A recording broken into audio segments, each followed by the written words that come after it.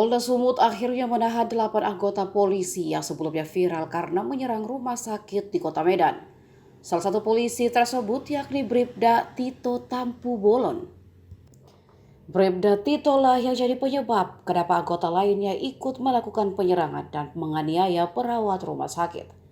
Rupanya ada alasan kenapa Bribda Tito menganiaya perawat rumah sakit Bandung bernama Wanda bersama rekan-rekannya pada Minggu 6 November lalu.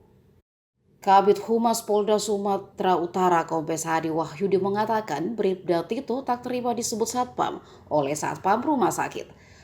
Padahal Bribda Tito sudah gagah mengaku sebagai personel polisi ke satpam bersama 3 rekannya saat menjemput teman wanitanya bernama Ayu, perawat perempuan yang diduga disekap di kamar hotel.